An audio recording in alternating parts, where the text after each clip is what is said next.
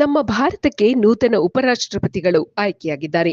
ಭಾರತದ 15ನೇ ಉಪರಾಷ್ಟ್ರಪತಿಗಳಾಗಿ ತಮಿಳುನಾಡಿನ ಚಂದ್ರಾಪುರಂ ಪೊನ್ನುಸ್ವಾಮಿ ರಾಧಾಕೃಷ್ಣನ್ ಆಯ್ಕೆಯಾಗಿದ್ದಾರೆ. ನಿನ್ನೆ ನಡೆದ ಚುನಾವಣೆಯಲ್ಲಿ ಎನ್ಡಿಎ ಅನುಮೋದಿತ ಅಭ್ಯರ್ಥಿಯಾಗಿದ್ದ ಸಿಪಿ ರಾಧಾಕೃಷ್ಣನ್ ಗೆಲುವು ಸಾಧಿಸಿದ್ದಾರೆ. ಐಎನ್ಡಿಐಎ ಮೈತ್ರಿ ಒಕ್ಕೂಟದ ನ್ಯಾಯಮೂರ್ತಿ ಬಿ ಸುದರ್ಶನ ರೆಡ್ಡಿ ಅವರಿಗೆ ಹಿನ್ನಡೆ ಉಂಟಾಗಿದೆ. ತಮಿಳುನಾಡಿನ ತಿರುಪೂರ್ನಲ್ಲಿ 1957ರಲ್ಲಿ ರಾಧಾಕೃಷ್ಣನ್ ಜನಿಸಿದರು. ತಮ್ಮ 16ನೇ ವಯಸ್ಸಿನಲ್ಲಿಯೇ ಆರ್ಎಸ್ಎಸ್ನ ಸ್ವಯಂ ಸೇವಕರಾದರು. 2004ರಿಂದ 2007ರ ಅವಧಿಯಲ್ಲಿ ತಮಿಳುನಾಡು ಬಿಜೆಪಿ ಘಟಕದ ಅಧ್ಯಕ್ಷರಾಗಿದ್ದರು. ಉಪರಾಷ್ಟ್ರಪತಿಗಳಾಗಿ ಆಯ್ಕೆಯಾಗುವುದಕ್ಕೂ ಮೊದಲು ಅವರು ಮಹಾರಾಷ್ಟ್ರದ ರಾಜ್ಯಪಾಲರಾಗಿ ಕಾರ್ಯನಿರ್ವಹಿಸಿದ್ದರು. ಮಹಾರಾಷ್ಟ್ರ ಮಾತ್ರವಲ್ಲದೆ ಜಾರ್ಖಂಡ್ ಹಾಗೂ ತೆಲಂಗಾಣದ ರಾಜ್ಯಪಾಲರಾಗಿ ಅವರು ಕೆಲಸ ಮಾಡಿದ್ದರು.